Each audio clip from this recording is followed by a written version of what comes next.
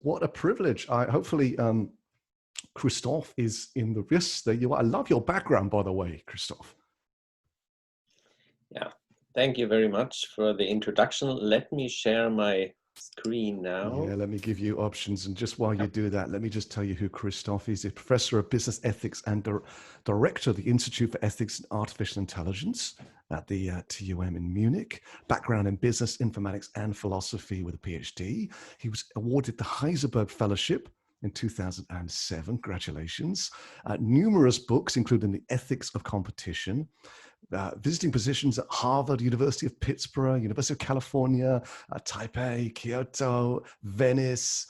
He's a member of the scientific board of the European AI Ethics Institute, AI for People, as well as the German Ethics Commission on Automated and Connected Driving, a topic I love, and consulted with the Singapore Economic Development Board and the Canadian Transport Commission. You like to keep busy then, Christoph. That's my reaction to a CV like that. I'm trying. Thank you very much for this very kind introduction. So as you see, I take a look at the issue of AI ethics from an academic angle, and I will give an overview of some of the initiatives of our institute here at Technical University of Munich, as well as some of the initiatives and projects that we are running over here. So hopefully you can now see my presentation.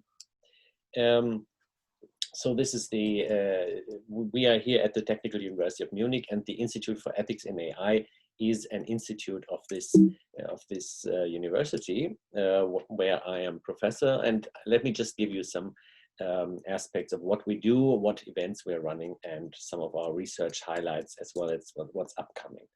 So what we are doing is, of course, as a research institute, we are carrying out and supporting research.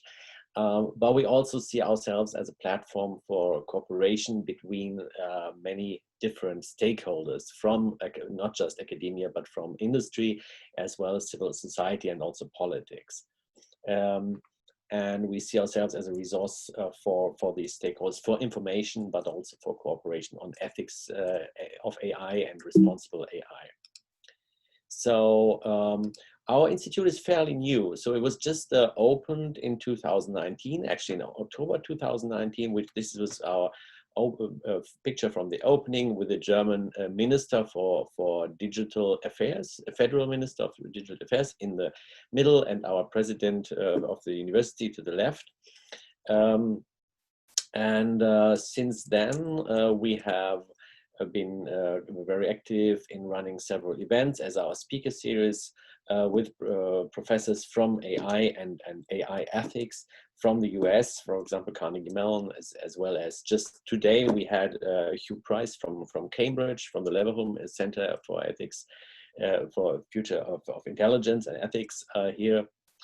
We have been cooperating with institutions in the US, for example, in the Future Forum in New York last November, as well as a number of others.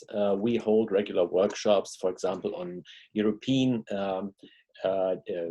guidelines on data ethics and AI ethics, such as one with Paul Nemitz from the European Commission in Brussels, as well as a number of others.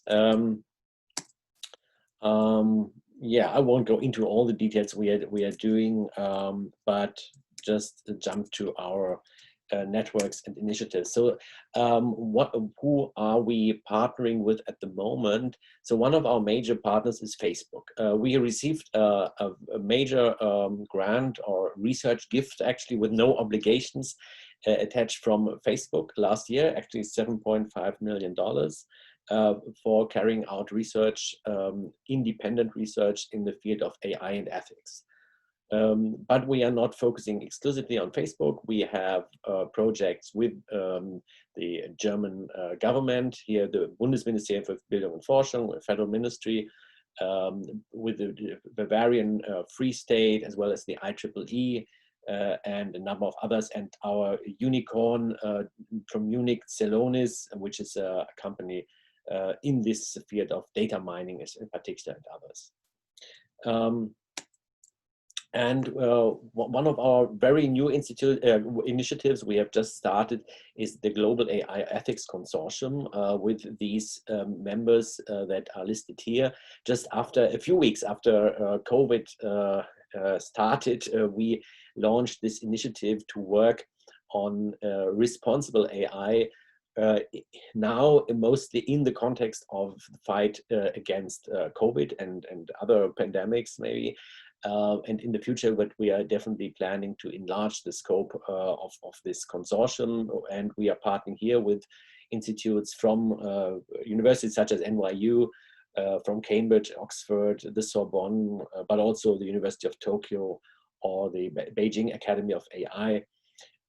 So this is a very new initiative, and we have just selected some projects that will work to so it's not just a platform, not just planning to do something, but we're actually carrying out research here in these fields. We are also running and have launched the Responsible AI Network for Africa, where we are partnering with several universities, in particular in Ghana, as well as Uganda and others, in order to promote responsible AI in research across the continent. And here again, we are also partnering with other stakeholders from industry as well as civil society. We have run a number of virtual workshops with huge interest here from the area, as well as from all over the world, I should say. And we are just getting started here, so to speak. Now our research, what are we doing in terms of research? So these are our current 7 clusters of research in which we have actually projects, and these range from AI in the future of work, AI mobility and safety. There you find your autonomous driving, which was mentioned earlier on, which is which is huge interest here in Germany, of course, with its car makers and many companies here working in this field, as well as AI in medicine and healthcare, online behavior, AI and sustainability also, which is becoming a major issue, as you all know. And for example, in the field of AI and sustainability, we just started a project that is about AI in Earth observation, and we are the partner that works on the ethical aspects of this, which includes, for example, data protection, which includes fairness and avoidance of biases and similar issues. What is peculiar about our institute is that we are not just the typical research institute that is working within one discipline and with a stereotypical and standardized type of researcher, but we are doing research actually with, at the moment, already 8 different schools at our university. And in all of our research projects, we have one PI from the technical side and one PI from the social sciences or humanities or law. And they are working together mostly in PhD projects, postdoc projects, and similar ones on these topics. So as you see, Technical University of Munich is yeah, one could say certainly that one of the top technical universities in Germany, if not the one. And not just in Germany, but also at least across Europe, it's certainly one of the top ones. So here are just some titles of our current research projects.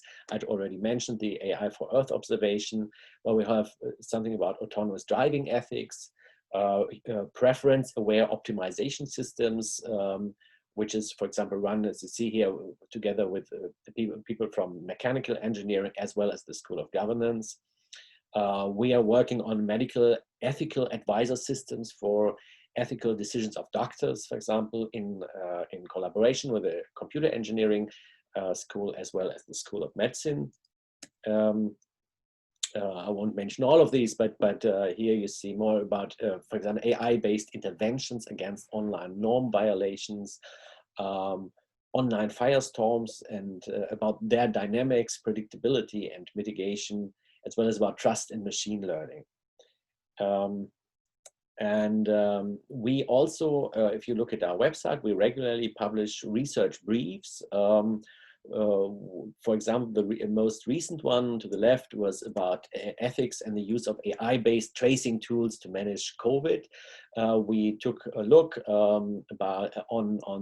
and compared, but not just compared, but also took a look at the ethical implications of a number of corona apps basically around the world, and what their implications are, what their problems and their chances and limitations are basically. This is some of it has already been mentioned. We work on AI and human rights. I just published with one of my staff members an article here. The AI for People has been mentioned, as well as others. And just at the end, I would just talk about upcoming events. The one on the bottom has just been today, actually, so it's not upcoming anymore. But we do these responsible AI Africa workshops in the future as well. We held one this week on responsible AI in agriculture, which was a great success. And our major event next year will be the Responsible AI Forum in Munich, which was planned for this November, but postponed to next June, in which it will be held in Munich from 7th to 9th June next year. And we have calls for papers and also calls for workshops and a number of other formats running here. This is also not just the usual academic conference, but is planned as a conference for partly academic, but also one for industry, civil society, and others. We will have a short preview, digital preview on this conference in this November, actually, which will also be online soon. So thank you very much, and feel free, of course, to follow us on social media as well as elsewhere. Thank you very much. Christoph, thank you so much for the update. Let's just have 30 seconds or so on this question that's come up. It's all about the speed, wasn't it? And question from Alex: are you seeing organizations driven by client requirements? Just jumped off my screen. Regulatory, legal concerns, or ethical principles? Client requirements, regulatory, legal concerns, or ethical principles? What are you seeing there? I mean, they are driven by a lot of things. Of course, they are driven by making profits. This is important. But my point, as you mentioned, I'm a professor of business ethics originally. I would say there is no necessary conflict in all the time between business requirements and ethical requirements, as I like to stress. And that's why with AI ethics is the same. You may risk your reputation, you may run into scandals which damage your brand value, and you might also, as we have seen in many cases now, be faced with having to pay heavy fines. And so this is something we would like to avoid, and that's basically the reason to do ethics and AI ethics as well, as a number of companies are starting to recognize. Thank you. Thank you so much. Hopefully you can stick around. Peter, go on. I'll do your question very quickly then. Who do you view as the primary beneficiary of your research, and how do you assess your effectiveness? But shorter the better, if that's okay. Yes, actually, I have a look at the world and see if it's got better. But we also actually have tools for companies, like an integrity index that we have developed, which is also being used actually by a number of large companies now in Germany, in order to assess where are you making progress in terms of ethics and integrity. So we have tools to do that, and I would see as beneficiaries companies, but not just companies, but of course also users and the general public, other stakeholders such as NGOs. So I hopefully, if it works out, this will be a win-win for all. Christoph, thanks again. Hopefully you can stick around and do a bit more Q&A at what will be about 6:40 for us our time. Thank you so much. Please join me in thanking Christoph on the chat for his update, and I'm sure he'd welcome you to follow him on Twitter and LinkedIn as well to stay connected with his work.